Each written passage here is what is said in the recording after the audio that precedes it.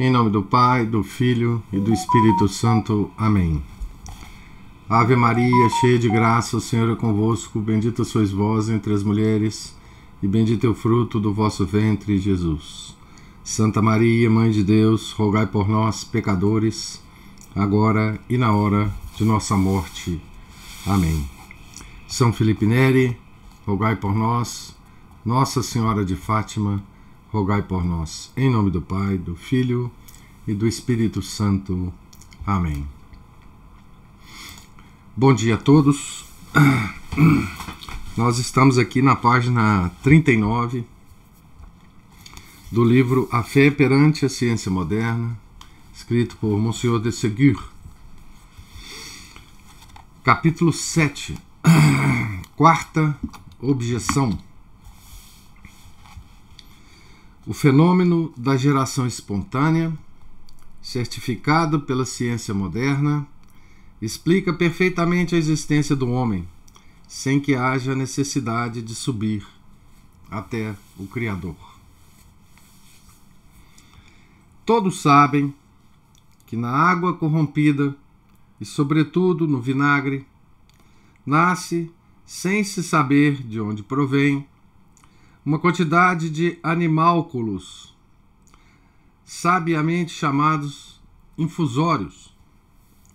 Esses pequenos animais nascem por si sós, dizem certos observadores. Por conseguinte, a existência de todos os animais, e mesmo do homem, pode explicar-se por um poder oculto da matéria, por uma certa força geradora da terra, do ar, da água, etc. Por consequência, a criação dos seres organizados, sobretudo a criação do homem, não é de forma alguma um ato livre da vontade de Deus, mas sim um desenvolvimento fatal da matéria, a qual contém em si mesma o poder gerador. Então, essa é digamos assim, o parecer da ciência moderna no tempo do Monsieur de Ségur, né? Bom, nós sabemos que essa geração espontânea foi explicada no final do século XIX, início do século XX, não sei bem a data, agora realmente não sei, por esse fenômeno, né, foi explicado, e não tem nada de geração espontânea, por Louis Pasteur, né, e foi desacreditada essa tal verdade científica, né, da época do Monsieur de Ségur. Mas é muito curioso esse fato, porque surgiu na década de 60 do século passado, século XX, uma outra teoria de geração espontânea. E essa tem o maior apoio da ciência moderna, não é? Então, nós podemos ler isso aqui baseado nessa nova teoria da geração espontânea, que é um experimento que uns pesquisadores fizeram. Como é que chama esse experimento? Eu acho que é o experimento de Miller. E que hoje, inclusive assim, você vai em qualquer museu de ciência, tem lá no mínimo uma referência a essa experiência, ou mesmo às vezes tem até o próprio experimento sendo feito, que é o seguinte, é aquele negócio da sopa primordial, né? Foram dois pesquisadores, eu esqueci o nome do segundo pesquisador agora, fizeram uma experiência com uma suposta atmosfera primitiva que existia na Terra há sei lá quantos bilhões de anos atrás, em que a composição da atmosfera da Terra era diferente, tinha metano, tinha não sei o que, etc. Tudo uma imaginação desses cientistas. E se você fizer essa sopa primordial e colocar uns raizinhos caindo, uns arcos elétricos caindo nessa sopa primordial, você poderia observar a formação de aminoácidos nesse suco de terra primordial, e daí eles concluem que a vida surgiu dessa forma, né? É a geração espontânea voltando a nos assombrar, né? Depois de ter sido desmoralizada por Louis Pasteur. Então hoje ainda existe essa teoria, mais sofisticada em termos de descrição, né? Tão mentirosa quanto essa outra teoria que existia no século XIX, né? Da geração espontânea, né? É como se a gente imaginasse, a gente pode observar isso na casa da gente, né? Com banana, né? Quando a gente deixa banana muito tempo assim ao ar livre, você nota que surgem uns mosquitinhos bem pequenininhos, né? As mosquinhas da banana. E você pode, quer dizer, a ciência moderna é como se ela estivesse falando o seguinte: olha, a banana é que gerou esses mosquitinhos, eles apareceram do nada, né? Então veja que coisa interessante que o Monsieur de Segui fala aqui, né? Esta teoria não nega diretamente a existência de Deus, porém ataca abertamente a obra dos 6 dias, a narração da Escritura e, por conseguinte, toda a revelação cristã. Então aqui é como eu já tinha dito aqui em algumas outras palestras anteriores, né? A ciência moderna, ela procura atacar o Gênesis, porque se você ataca o Gênesis, se você faz com que nós, católicos, não mais acreditemos no Gênesis, você destrói toda a revelação. Aí não tem mais sentido uma pessoa que aceita a narração da ciência moderna, que ataca os capítulos iniciais do Gênesis, não tem mais condição intelectual para essa pessoa acreditar em mais nada das Escrituras. E, portanto, você desacredita, sobretudo, o Decálogo, que é a nossa lei moral, né? E depois você desacredita todo o Novo Testamento, não é? Que é a nossa redenção, que é a notícia da nossa redenção, que é a notícia da vinda da segunda pessoa da Santíssima Trindade no mundo para nos redimir dos nossos pecados, né? Então essa aqui Monsieur de Segui foi certeiro, né? Esse é o objetivo de tudo, né? Então vamos ver o que ele responde aqui. Peca, porém... deixa eu falar uma outra coisa aqui antes de continuar. Essa teoria, essa nova teoria da geração espontânea, ela é a base não só de toda a teoria darwinista moderna, pós-Darwin, né? Como ela também é a base dessa loucura moderna de planetas habitados, outros planetas habitados, vida em outros planetas, tá certo?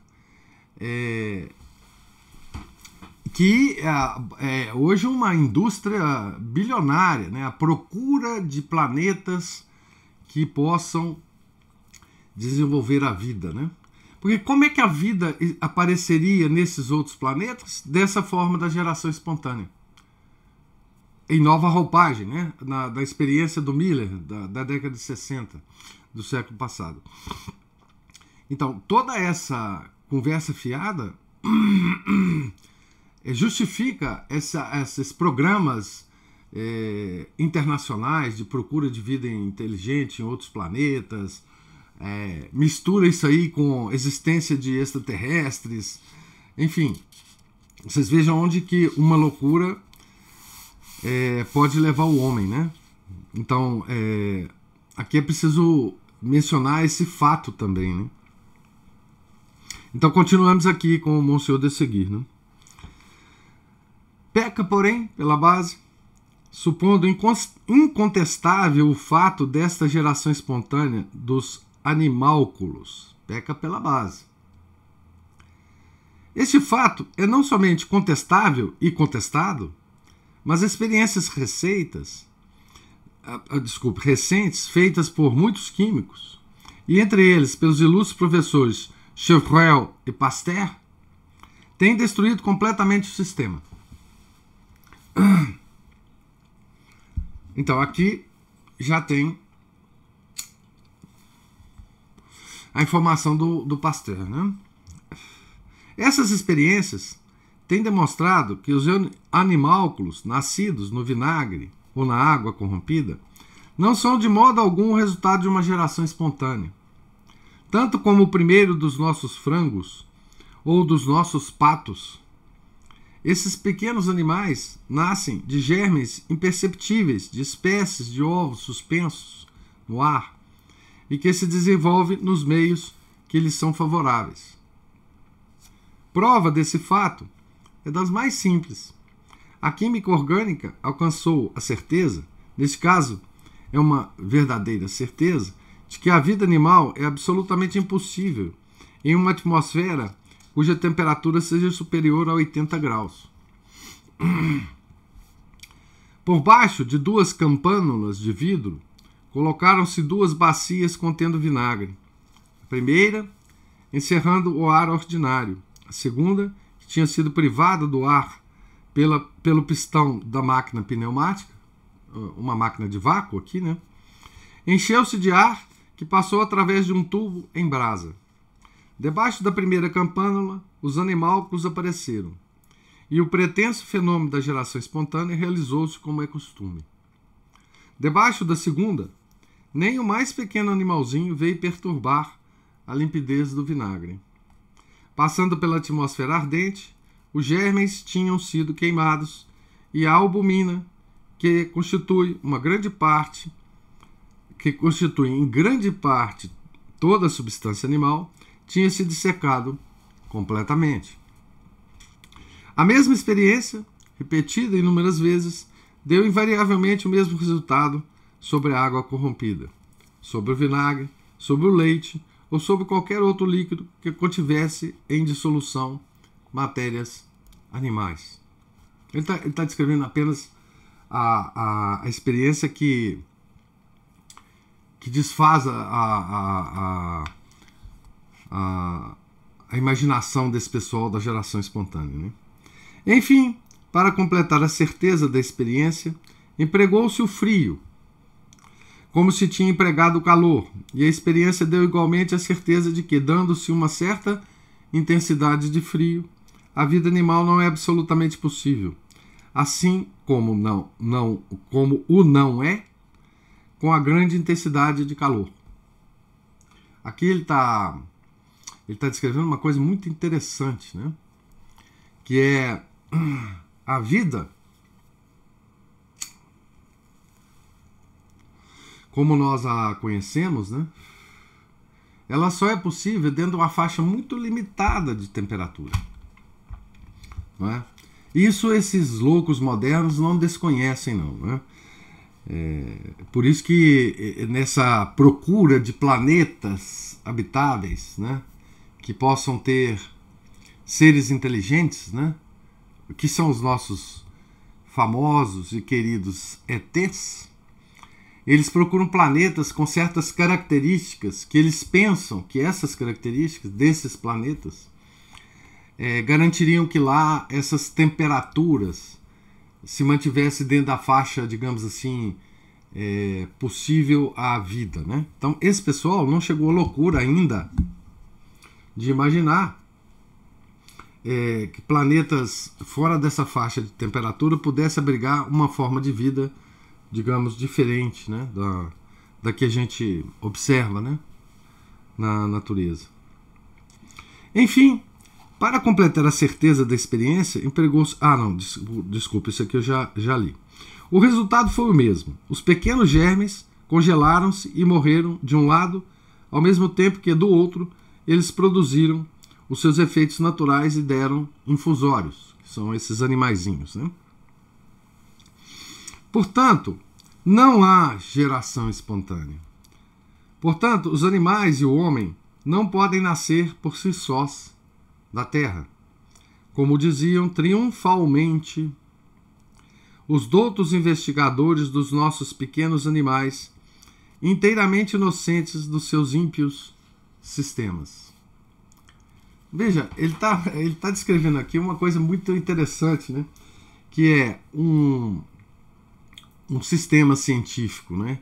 Que por um tempo afirmou a geração espontânea porque, veja bem, se um grupo de cientistas começam a trabalhar numa teoria da geração espontânea, isso em si não há mal nenhum. Vamos ver, está parecendo que tem geração espontânea. Vamos ver se tem. Mas esse pessoal, ao começar a experimentar sobre isso, que seria, digamos assim, uma pergunta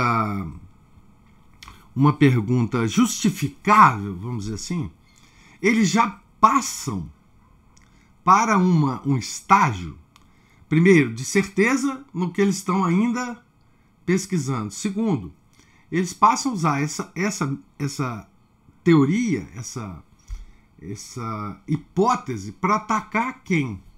A nossa religião, né? Então, era um grupo de cientistas pesquisando alguma coisa. Só que na pesquisa eles notaram o seguinte: se essa nossa hipótese for verdadeira, a religião católica vai desaparecer. Veja o triunfalismo desses ímpios, né? Então, o Monsenhor de Segui fala o seguinte, né? Como o diziam triunfalmente os doutos investigadores dos nossos pequenos animais, inteiramente inocentes, esses pequenos animais, dos seus ímpios sistemas. Os animaizinhos lá nem estavam conscientes dos ímpios, né, que estavam afirmando coisas sobre eles, né? Os homens maus.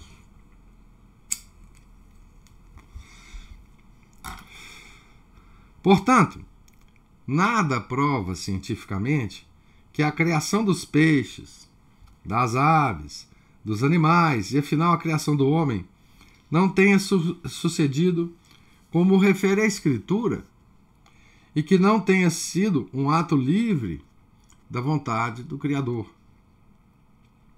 Por vontade ou sem ela, é preciso sempre remontar a uma primeira galinha pondo um ovo, ou a um primeiro ovo produzindo uma galinha.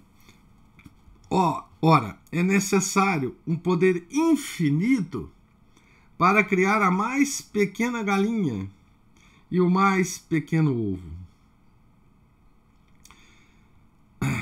Aqui ele vai ter uma frase entre aspas: é cruel certificá-lo, mas é esta a verdade. Este poder infinito chama-se Deus, e o Gênesis conta como ele, do nada, criou tudo quanto existe, e como formou diferentes espécies de criaturas, classificadas desde a última até a primeira. Primeira, que é o homem. Classificadas. Deus não criou nada aleatório, né? Quer dizer, essa questão da criação das espécies é muito clara no Gênesis, né? A cada espécie de animal, né, que ele criava, o Gênesis dizia: segundo, criou tal animal assim, segundo a sua espécie. Né? Segundo a sua espécie. Como se Deus já prevesse que existia um maluco chamado Charles Darwin, né? Numa determinada época, né? Claro que ele previa, né? Ele sabia, né? Então, o Gênesis é muito claro sobre isso, né? E aqui a gente vê, claro, essa teoria já foi desmoralizada, esta que o Monsenhor de Segui fala, mas já existiu, né? já foi criada, né? Uma teoria da sopa primordial, que é a geração espontânea do mesmo jeito, né? E essa experiência é muito engraçada, porque ela parte de uma atmosfera primordial na Terra que ninguém nunca provou que existiu na Terra uma atmosfera dessa. Segundo, eles conseguiram com esse experimento a formação de alguns aminoácidos. E daí, né, que eles conseguiram? Como que eles explicam aí, a partir desses aminoácidos, o surgimento da vida, né? Mas isso tudo são pulos lógicos, científicos, que esse pessoal faz com a maior tranquilidade, a maior desfaçatez, né? Justamente para destruir a nossa fé, né? Tá certo? Então aqui esse capítulo é interessante porque ele não foi ultrapassado, né, pelo desenvolvimento científico, e sim reforçado, né? Hoje a gente tem uma teoria da geração espontânea, né? Quinta objeção: o homem não é mais do que um macaco aperfeiçoado. Essa a gente conhece, né? Muito bem. Porque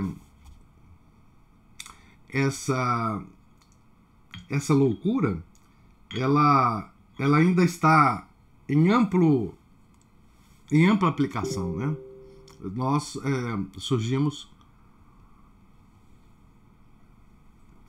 por um processo evolutivo que passou em algum momento pelo macaco, né? E isso é ensinado nas escolas, né? Para os nossos filhos, né?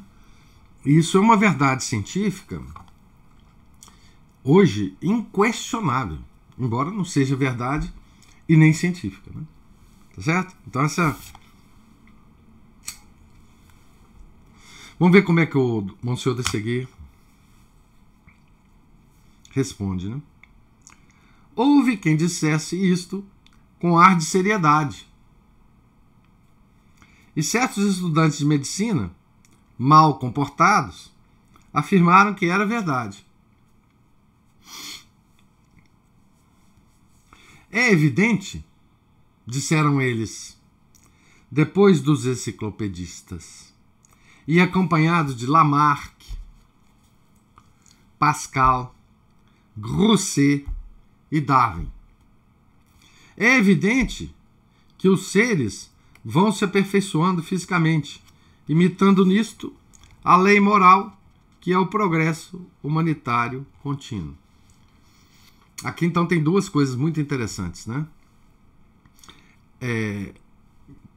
Que é o seguinte: existe na cabeça do homem moderno, né, essa coisa da evolução animal, né? Aperfeiçoamento físico. E também existe a ideia, essa muito mais perniciosa, do progresso humanitário contínuo. Progresso humanitário contínuo em termos da lei moral. O pólipo tornou-se em ostra. A ostra tornou-se em polvo. O polvo tornou-se em enguia do mar. A enguia do mar tornou-se um peixe grosso. O peixe em foca. A foca em castor. O castor em sagui. O sagui tornou-se um macaco de segunda classe. O macaco de segunda classe tornou-se em orangotango. Enfim, à força do tempo, de tempo e de esforços da natureza, à força de progressos e de virtudes, o orangotango perdeu a cauda e tornou-se em negro. O negro em chinês. O chinês em homem perfeito. Homem branco falando francês e lendo O Século. O Século era um jornal francês materialista que dava vozes a essas teorias que desmoralizassem, né, a religião. The Século, no século XIX, né? Muito famoso, né? Naquele livro, se vocês lerem, vocês vão encontrar uma referência a esse The Século, O Século, aquele livro A Canção de Bernadette. Tem uma referência a esse jornal quando o autor descreve aquele ambiente ateísta da cidade, quando começaram a aparecer as primeiras evidências das visões de Bernadette, né, em Lourdes, né, uma cidade pequenininha na época, e aqueles tais intelectuais se reuniam nesse café, né, e as discussões todas desse café giravam em torno das matérias desse jornal aqui, desse século, né? O Século. Então veja essa historinha que o Monsieur de Segui imagina aqui, né? Essa historinha do pólipo que se tornou ostra e depois chegou ao orangotango, que se tornou-se um homem de raça negra, depois o negro em chinês, o chinês em homem perfeito, homem branco falando francês e lendo O Século. Muito interessante isso aqui. É muito divertido, né? Porque o que o Monsieur de Segui está querendo dizer aqui, com essa passagem, é o quão maluco são esses homens, né, que acreditam nessa historinha, né? E muitos abandonam a fé por causa dessa historinha, né? Uma loucura maior ainda, né? Sim, dito isto, e o que ainda é melhor, foi escrito e proclamado. Então, sim, foi dito isto, e o que ainda é melhor, foi escrito e proclamado. Porque está entre aspas, ele está citando alguma coisa aqui, tá? Não sei exatamente o que ele cita, porque ele não diz, né? Eu vi alguns homens que afirmavam, sem hesitar, essa genealogia, e que se anunciavam pura e simplesmente animais, esses homens que estavam proclamando nisso, né? O que na verdade eram mais do que pensavam.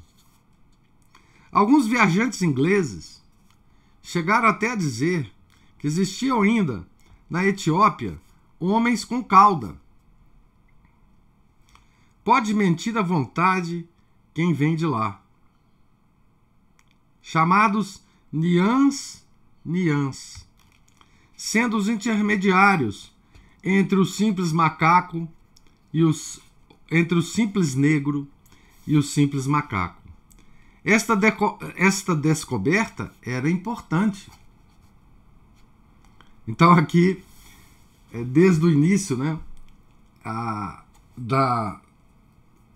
dessa teoria maluca do Darwin, eles estão à procura do elo perdido, né?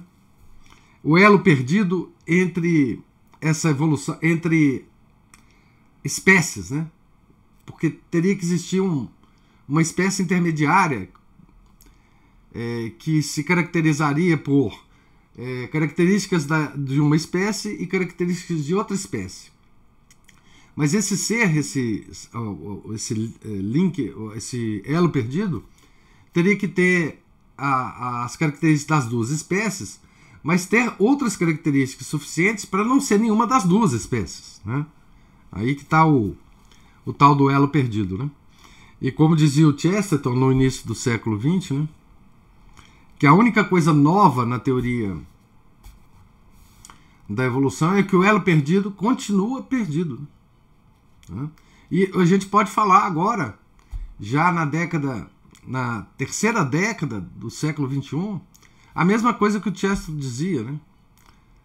The missing link is still missing. O elo perdido está ainda perdido. Esse pessoal não se cansa, né? É claro que esse fato do século XIX, né, de existirem homens na Etiópia com rabo, era difícil para o pessoal checar isso aí, né? Essas bobagens mais cruas, os homens modernos não falam, né? Os nossos contemporâneos não falam. Falam bobagens parecidas, né? O sábio senhor Mariette, do Instituto, não sei que instituto é esse aqui, mas um instituto famoso de pesquisa, provavelmente o Instituto de Paris, né?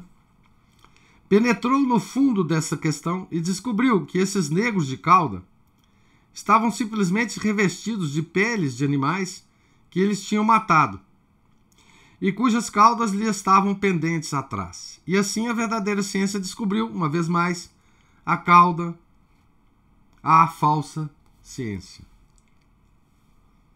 Então,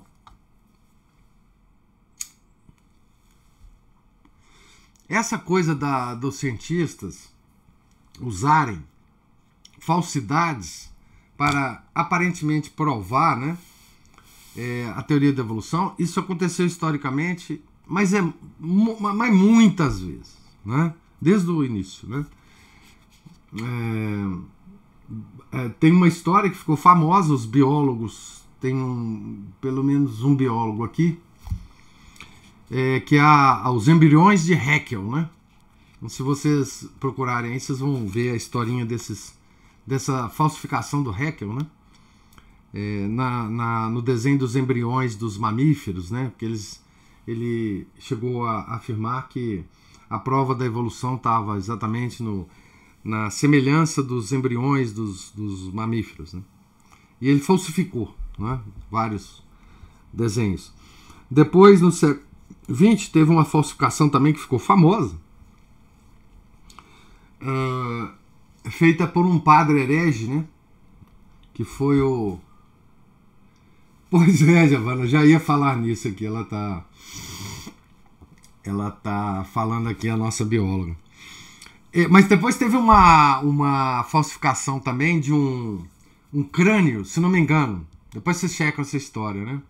Que um padre herege, que hoje faz muito sucesso na igreja, chamado Teilhard de Chardin, né? Ele se meteu esse padre foi um dos responsáveis por introduzir, né, a teoria da evolução dentro da doutrina católica, né? Enfim, fez com que a igreja aceitasse a doutrina do Darwin como uma coisa razoável para a nossa religião. Claro que não é e nunca será. Mas esse padre, ele falsificou, se não me engano, um crânio, ele aparentemente descobriu o missing link, o elo perdido. E depois perceberam que aquilo foi uma grosseira falsificação, né? Então, nessa área, aliás, não só nessa, mas em muitas áreas da ciência, há falsificações frequentes. Não são falsificações raras, não, mas falsificações frequentes, tá certo? Então, os naturalistas sérios provam, debaixo do ponto de vista puramente físico, que entre o macaco mais humano e o homem, o mais selvagem, existem não pequenas modificações, mas sim diferenças essenciais. Entre outras, essa famosa cauda, que os nossos livres pensadores desejariam muito tornar a encontrar. Depois, a forma das mãos. A mão é uma coisa absolutamente extraordinária, né? não falando da cabeça e de outras particularidades, que seria pueril mencionar. Essa coisa da mão, ela foi discutida, é discutida demais, etc, etc, mas ela nunca pode ser ultrapassada, né? A habilidade manual, né? Que nós temos e o macaco não tem. Não, a ciência não descobriu nada contra a grandeza divina da inteligência e da vocação do homem.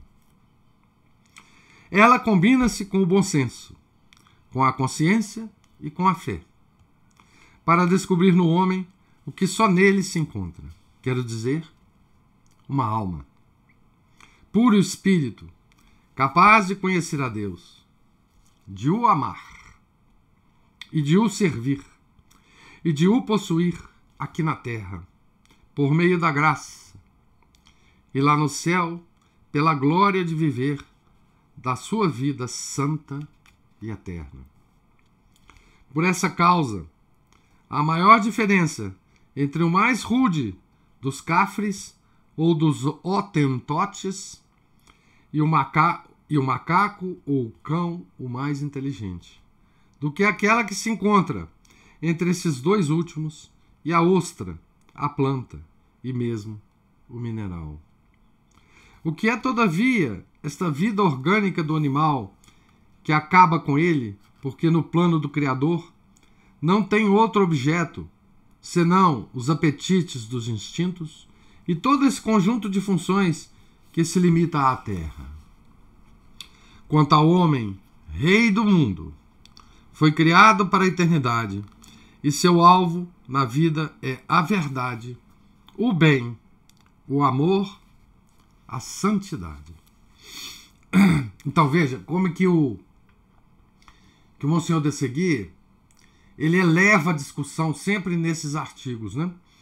Ele está falando da mais pueril das teorias científicas que já surgiu, né? Que é a teoria da evolução. Pueril, coisa de criança, né? E agora ele eleva o tom, né? Ele eleva o tom, tá certo? Porque ele descreve o homem, né? Quanto ao homem, rei do mundo, foi criado para a eternidade, e seu alvo na vida é a verdade, o bem, o amor, a santidade, coisas completamente inacessíveis para os animais inferiores, né? Ainda uma palavra sobre essa pretensa perfeição dos animais. É uma horrível brincadeira, desmentida pela experiência e pela evidência. Cada animal, cada peixe, cada ave, cada serpente e cada mosquito nasce em um estado de que não sabe nunca, porque não pode sair dele. Estado físico, constituição orgânica. Estado instintivo, constituição apaixonada. Apaixonada no sentido de paixão, né? Como eles dizem, não os animais, mas os defensores da teoria. Tudo que respeita o animal fica invariável e cada geração se coloca necessariamente na mesma órbita em que estava a geração precedente. Então, os animais nem sabem que eles próprios existem, né? Muito menos que eles são de uma determinada espécie, né? O cachorro, ele não sabe que existem cachorros no mundo, né? Mesmo quando ele vê um. Ou seja, ele não tem a capacidade de abstração que nós temos, né? De ver os seres e abstrair a forma dos seres. Isso não existe, porque precisava de uma alma, né? Do intelecto humano, né? Para fazer esse processo de abstração, né? De detecção da forma, da matéria, né? Os roxinóis de hoje cantam como os roxinóis do tempo de Abraão, de Matusalém. Os cães ladram atrás dos ladrões do século XIX, da era cristã, como ladravam 1000, 2000 e 3000 anos atrás. Os castores edificam suas casas com a mesma perfeição desde o dilúvio. Olha que bonito, né? Ele está respeitando a história nossa, né? Desde o dilúvio. E mesmo anteriormente. Acontece o mesmo às formigas, às abelhas, às aranhas, os gatos, aos cavalos e aos camelos. Os pais e as mães desses dignos animais não lhes ensinaram nada. E eles mesmos, apesar do incitamento dos seus sábios amigos, nada ensinaram aos seus progenitores. Até ao fim do mundo, as pequenas aves farão os seus ninhos com a mesma perfeição. Os cães ligar-se-ão ao homem com a mesma fidelidade. Os gatos aos ratos com o mesmo amor. E os burros à manjedoura com a mesma perspicácia. Os burrinhos da manjedoura, né?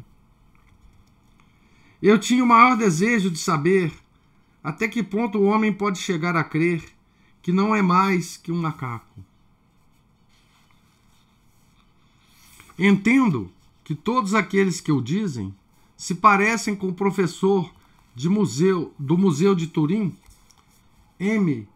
de Filippi, que ensinou publicamente os princípios materialistas mais hediondos e consagrou muitas lições do seu curso a demonstrar que o homem descende do macaco em linha reta. E acabou por morrer cristão, arrependido, detestando estas falsas impiedades e recebendo com satisfação, por 2 vezes, em viático, o corpo adorável do nosso Senhor Jesus Cristo. Perante a morte, a máscara cai, o homem fica e o macaco desaparece. Então aí está, né? Eu vou terminar com esse capítulo, né, hoje, porque esses 2 capítulos, né, tem muito a ver um com o outro, né? Vocês vejam, ele começou no primeiro capítulo que nós lemos, capítulo 7, com a geração espontânea, e terminou com a teoria da evolução do Darwin, né? Essas 2 coisas estão ligadas. Como eu disse para vocês, essa teoria da geração espontânea, ela recebeu um upgrade no século XX, que é a tal da sopa primordial, dos raizinhos caindo na sopa primordial, etc., gerando os aminoácidos, né? Então, eis aqui a resposta de um homem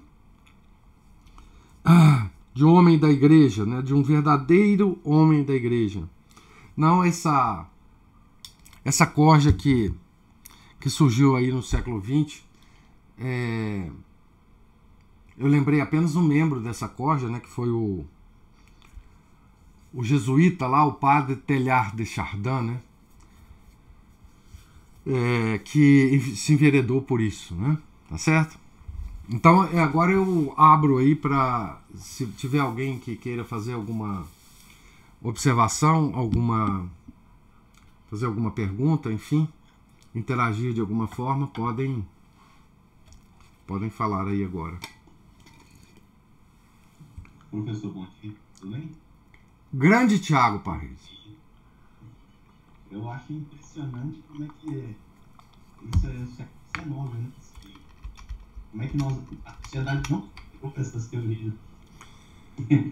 E pior, aprimorou algumas. Isso. Na verdade, o século XIX ele conformou a consciência do homem, né? O homem descobriu que através da ciência ele podia desmoralizar a religião. E você veja que isso aí aconteceu, né? Com muito sucesso. Então, assim, o século XVIII foi um grande experimento, né? Com os enciclopedistas e a Revolução Francesa. E o século XIX foi uma coisa de estabelecer certas loucuras que o homem podia aceitar. A partir do momento que esse limite de loucura foi estendido, eles perceberam que o homem realmente ele pode aceitar loucuras. Aí eles começaram a fazer um upgrade, né? Nós estamos vivendo um upgrade agora, né, Thiago? com mais loucuras ainda que nós estamos aceitando, né? Isso mesmo. Deus nos... ai de nós, né?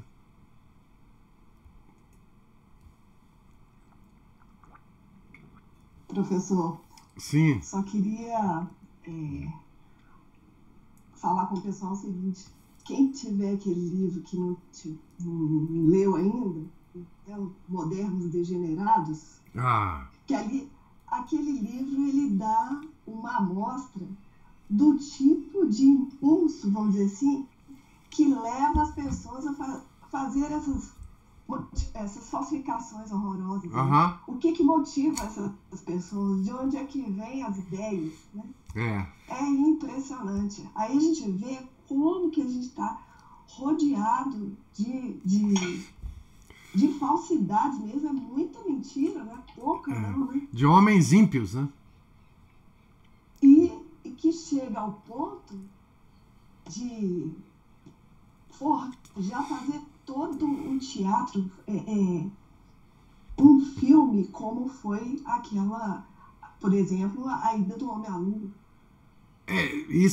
Quer dizer, isso tem tantas mentiras hoje em dia que as pessoas, quando a gente as pessoas estranhas a esse tipo de discussão, quando a gente começa a falar, eles acham que a gente é louco, né? Por exemplo, eu costumo, de vez em quando, fazer discussões com médicos, né? Amigos, conhecidos. E quando eu começo a falar das mentiras que existem na medicina, porque é simplesmente... Por que eles não sabem? Porque eles não têm a referência das obras que falam sobre essas mentiras, né?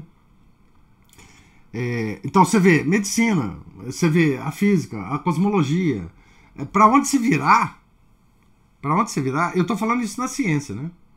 Você vai encontrar esse conjunto de mentiras que habita a cabeça dos homens e que para você tirar isso de lá é uma crosta muito dura que você precisa...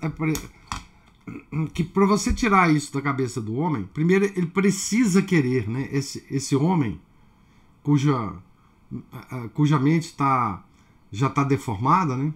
Ele precisa querer abrir os olhos, né? E depois que abre, sabe aquele negócio do furinho na barragem que vai aumentando e a barragem depois colapsa, né? Precisa de abrir um furinho.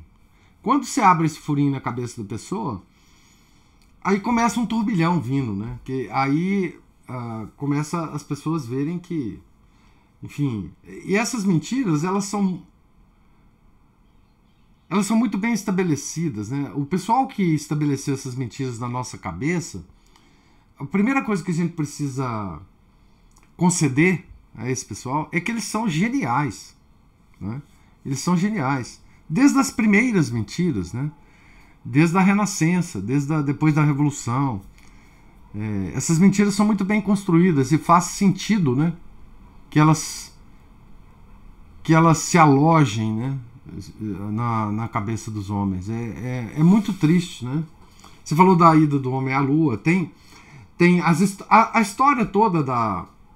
Outro dia eu mandei para um médico amigo meu a verdadeira história da poliomielite, que dizem, né? A narrativa oficial é que finalmente, depois que se descobriu que a poliomielite era causada, né, por um bichinho, e aí nasceu uma vacina, um suquinho, né? A Juliana aí. Impossível ouvir, que vontade de estar com vocês. Mas então, se você pegar qualquer fio desse e puxar, né, história de uma doença, né, que tem uma certa consideração da medicina hoje como sendo de uma tal forma ou outra, você vai ver que não é nada disso, né? Se você qualquer coisa que você pega, você puxa o fio, você vai descobrir quando você puxa o fio, você vai vir aquela penca de mentiras, né? do fio, e aí, enfim, então é para todos os lados, mas eles têm uma coerência muito grande, né? A da AIDS, a Giovana puxou o outro fio aí da AIDS, enfim. A história da AIDS está muito bem descrita naquele livro, Manual Politicamente Incorreto da Ciência, né? Então, qualquer fio que você puxe, você vai encontrar uma penca de mentiras, né? E a gente tem que ter estrutura, né? Psicológica e religiosa para lidar com essas coisas. Não é fácil mesmo, né? Porque só quem está dentro da igreja verdadeira tem condição de puxar esse fio. Nenhuma outra sistema filosófico, religioso, etc., né, fora a nossa verdadeira religião, consegue desmistificar isso tudo. Porque nós temos o ensinamento de Deus, de como as coisas aconteceram, né? Então, nós temos a verdade do nosso lado. E é a essa verdade que nós temos que nos ater, né? E colesterol, o Felipe está falando aí, a história do colesterol. Na medicina tem demais, né? Porque hoje a gente é controlado por essas narrativas, né? Mas a Ana Paula lembrou aqui que lá na cosmologia, né? Na coisa tem muita mentira, né? Então,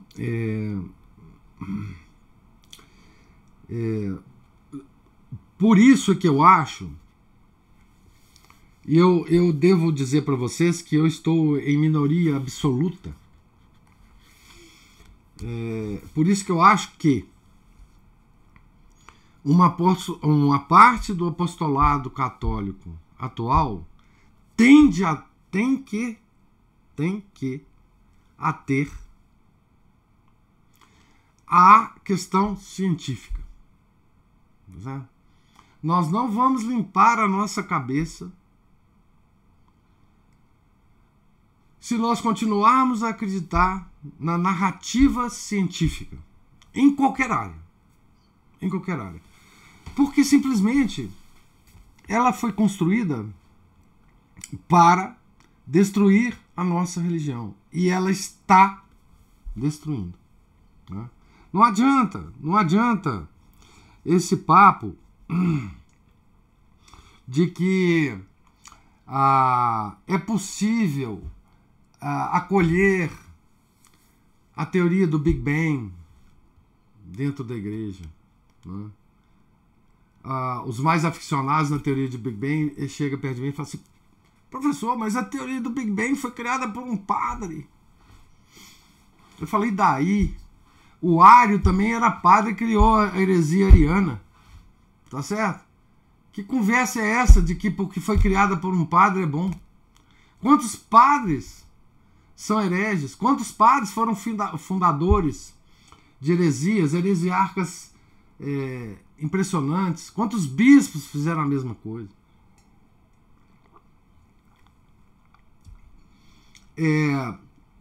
Então, se a gente não né, limpar da nossa cabeça teoria da evolução do Darwin, o tal do Big Bang, o Big Bang, gente, a teoria do Big Bang é simplesmente um darwinismo cosmológico, tá? É a evolução cosmológica, né? É a mesma coisa, né? É a teoria do Darwin ganhando um upgrade, tá certo? Toda essa conversa de planeta habitado, procura por sinais inteligentes do universo, tudo isso aí é evolução. Tudo é evolução. Tá certo? Toda a psicanálise do Freud e do Jung, toda essa conversa fiada, né? Até eu tô lembrando quando a Ana Paula estava falando do Modernos Degenerados, né? O E. Michael Jones, ele também, um livro, digamos assim, se completa, os dois livros se completam, que é também do mesmo E. Michael Jones, a libido dominante, né? Então ali ele escancara, né? os motivos mais íntimos dessas pessoas que criaram todas essas aberrações, né, tiveram ao criá-las, né? O que eles estavam esperando, né, com esse mundo que eles estavam criando, né, através dessas teorias malucas, né? Então, outro livro muito interessante é também um livro do Paul Johnson, chamado Os Intelectuais. Também completa bem essa coisa. Aliás, esse livro do Paul Johnson, Os Intelectuais, é muito citado na introdução do livro Modernos Degenerados. O E. Michael Jones se refere a esse livro do Paul Johnson, né? Os Intelectuais. Então, assim, então, como eu dizia, eu estou aqui solitário nessa coisa, porque eu acho que uma parte integral do apostolado católico hoje é falar sobre esse assunto, sobre a ciência moderna, né? Sobre a história dela, sobre como que ela surgiu, sobre as doutrinas que ela propaga, enfim. E nesse apostolado há uma dificuldade natural das pessoas se aproximarem da ciência enquanto tal, né? E esse livrinho do Monsieur de Séguier, ele é muito bom para isso. Você veja, o Monsieur de Séguier, ele estava sentindo justamente que ele tinha que escrever um livro desse sobre ciência, justamente porque esse assunto era importante no apostolado católico do século XIX, né? Porque, veja, ele escreveu sobre tudo. Ele escreveu sobre a Eucaristia, sobre confissão, sobre pecados, sobre o inferno, que são, digamos assim, assuntos mais aparentemente ligados à doutrina católica. Mas ele escreveu também um livro sobre a ciência. O Tiago me mandou uma referência muito interessante também do Sertilange. Ele escreveu um livro sobre a ciência, né? Então, assim, esse tipo de assunto, eu acho que ele é absolutamente fundamental para nós, católicos, né? Eu sei que vocês concordariam comigo também, né? Certo? Então, mais alguma... O Thiago tá digitando aí. Eu não sei se você tem o link, o Thiago, desse livro. Se você tiver, compartilha aí com o pessoal do Skype. Do Sertilange, que também se interessou em escrever sobre isso, né? Vocês vejam.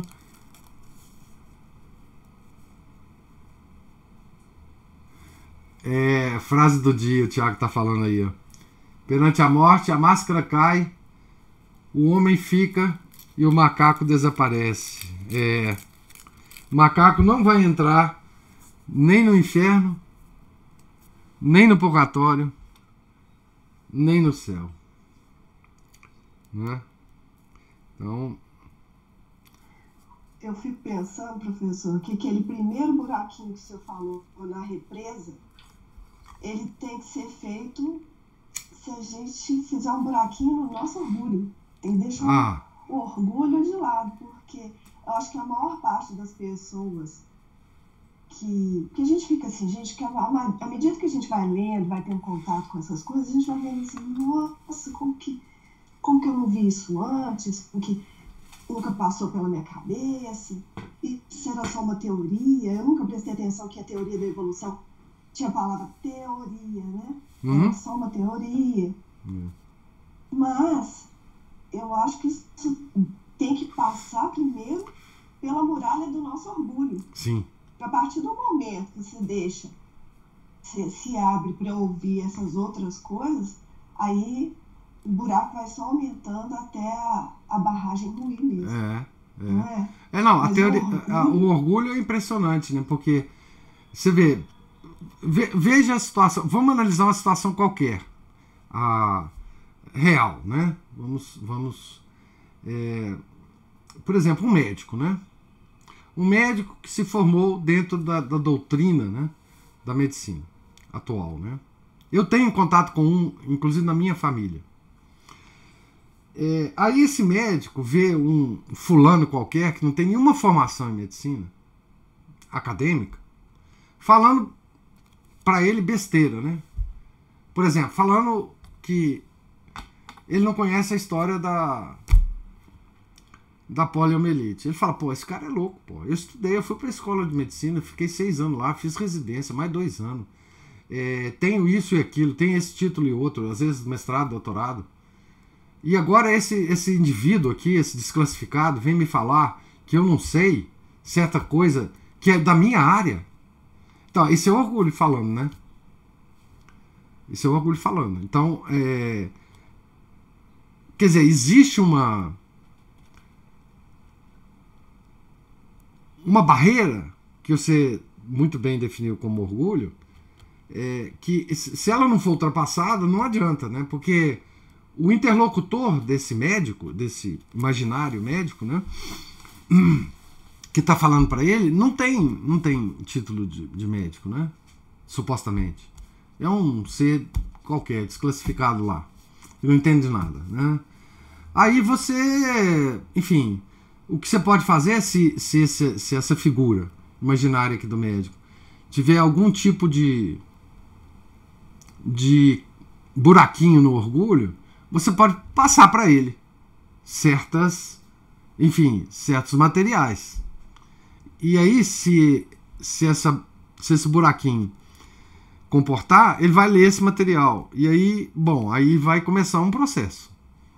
Né? Assim, tô falando da medicina como exemplo, mas em todo o processo, né? Quer dizer, então, seja na física, em qualquer área, né? Se a pessoa tiver um buraquinho, mas só que essas profissões, Ana Paula, elas constroem uma barreira de orgulho muito grande, né? Muito grande, porque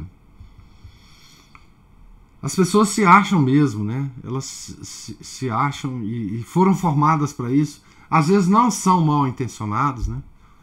Às vezes são pessoas que de outra forma podiam ser boas pessoas, assim, ser religiosas, etc. Não são, né? Mas infelizmente essa couraça, né? Quem é que derruba essa couraça, né? Quem é que destrói essa couraça? A graça de Deus. Né? A graça de Deus. Né? Então, se ele for agraciado por uma graça chamada graça atual, né? O buraquinho aumenta. Né? Que é o que aconteceu com todos nós. Né? Comigo, sim. Aconteceu isso. Né?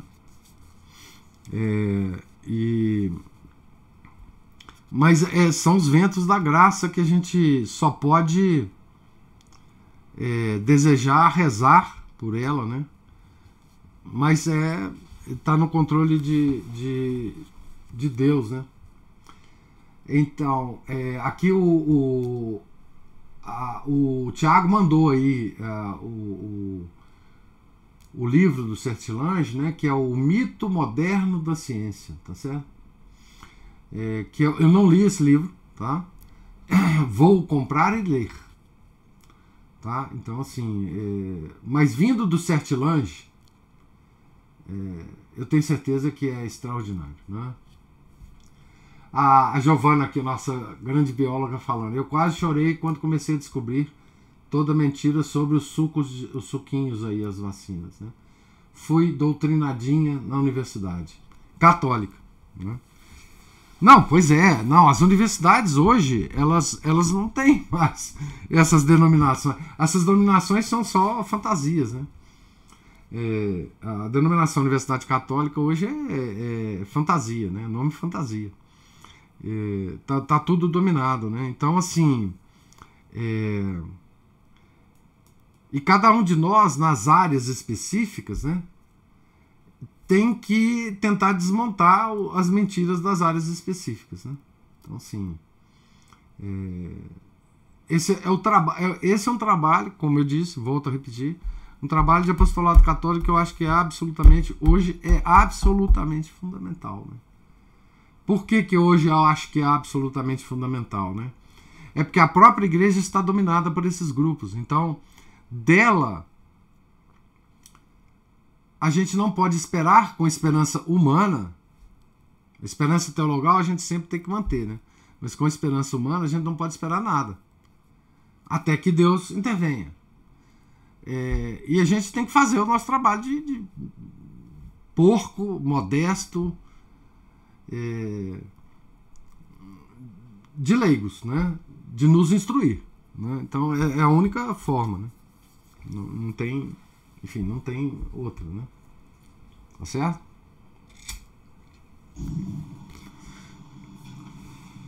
Sim. Oi, professor. Grande Márcio, tá escondidinho aí. Sempre. Professor, então resumindo a história, a teoria da evolução é uma teoria da revolução. Ela segue a mesma mentalidade maçônica de tese, antítese, síntese, né? Ou seja, vai passando de um estágio a outro até chegar ao ponto que eles querem, né? Ou seja, mais uma ideologia, resumindo, que está sendo ensinada como ciência. Isto. Né? E as pessoas precisam ter essa consciência. Isso. Obrigado. É isso mesmo. A teoria da evolução, ela é como a psicanálise. É a mesma coisa da psicanálise, né? É uma teoria revolucionária. Ela é uma teoria revolucionária que, enfim, não tem nada de verdade nela, né? Nada de verdade nela. Ela serve como... Por que ela é ideologia, né? Ela serve como discurso. Ela serve só como discurso. Quer dizer, se a gente pegar, né? Eu tenho eu vou tentar achar aqui e vou compartilhar com vocês um texto. Vocês desculpem aí a autorreferência, porque o texto é do meu blog, né? Que são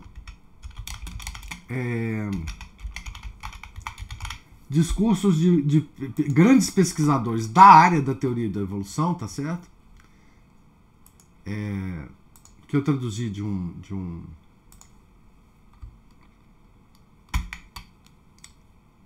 uma revista.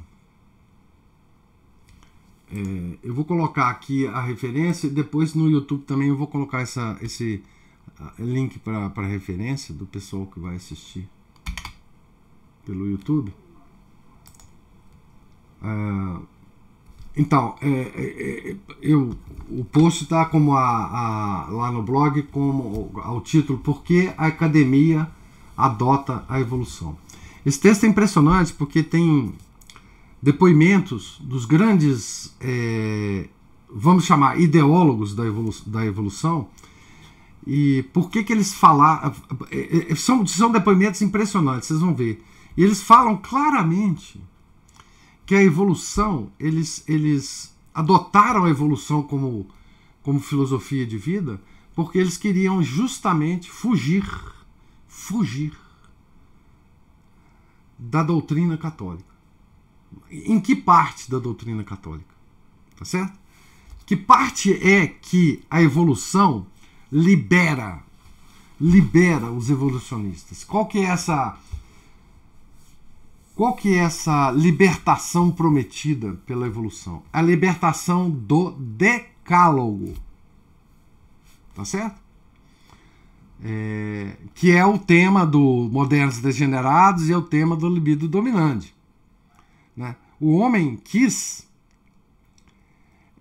se liberar dos constrangimentos morais, das exigências morais da igreja. E por isso eles construíram essa ideologia. Certo? Porque, convenhamos, né? Se não há Deus criando nada, você não precisa seguir nenhuma recomendação moral. Né? E vocês percebem, né,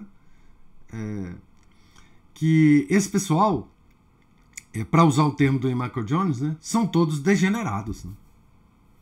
e criaram uma civilização degenerada. Né?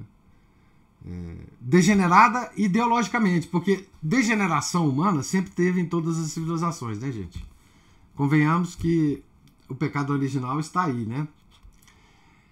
Mas hoje existe uma degeneração como sistema.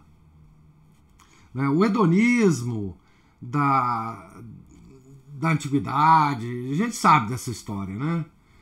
Mas sempre existiu uma barreira moral a esses homens. Hoje, essa barreira foi destruída por essa ideologia, por essa narrativa. Eu digo, evolução e psicanálise. Destruiu tudo como barreiras morais, né? Então,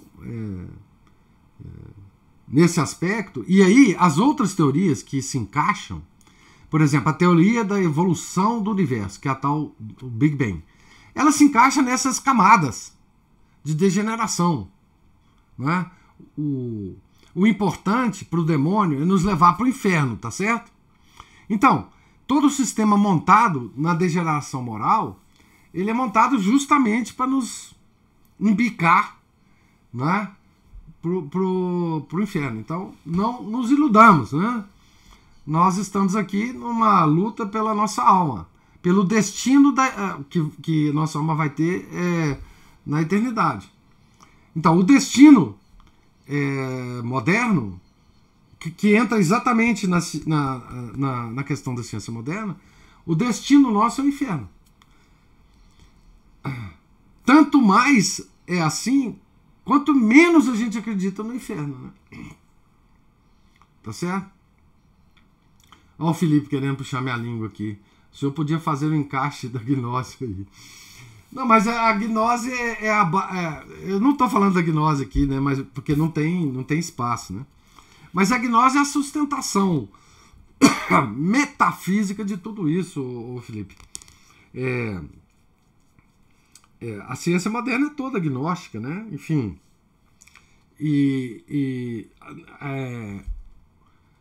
A gnose entra como pano de fundo metafísico, né? Tá certo? Digamos assim, a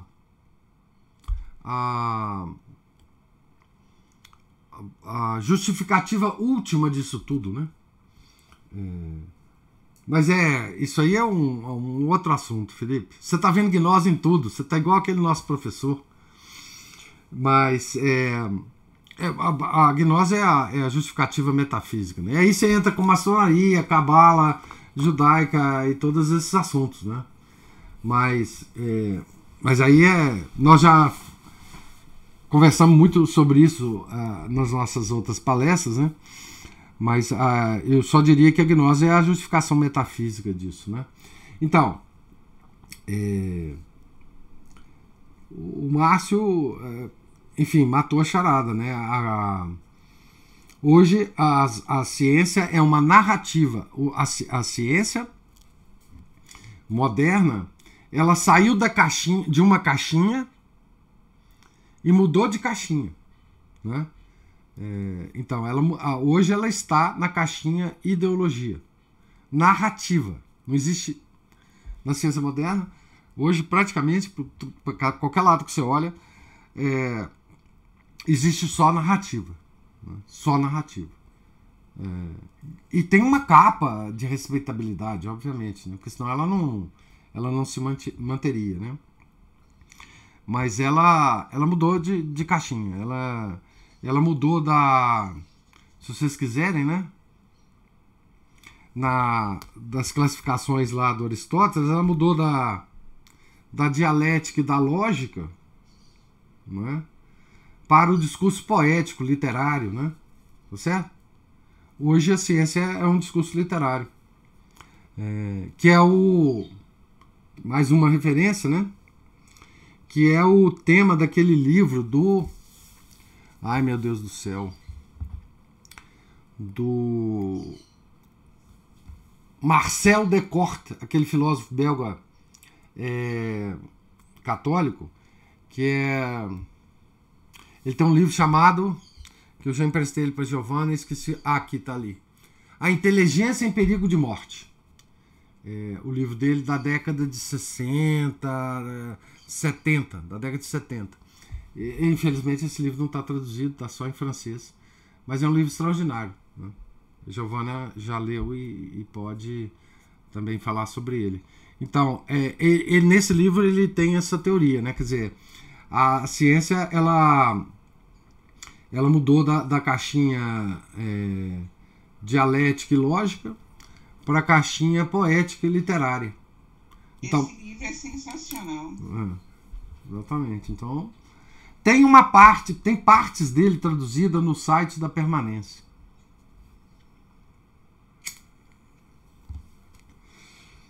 Então, gente, Deus lhes pague aí a paciência comigo, a presença, né? Nós estamos aqui na página, acabamos de ler a página 46, começaremos na 47 amanhã.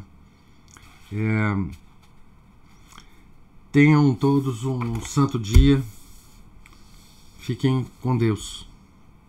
Em nome do Pai, do Filho e do Espírito Santo. Amém. Ave Maria, cheia de graça, o Senhor é convosco. Bendita sois vós entre as mulheres, e bendito é o fruto do vosso ventre, Jesus. Santa Maria, Mãe de Deus, rogai por nós, pecadores, agora e na hora de nossa morte. Amém. São Felipe Neri, rogai por nós. Nossa Senhora de Fátima, rogai por nós.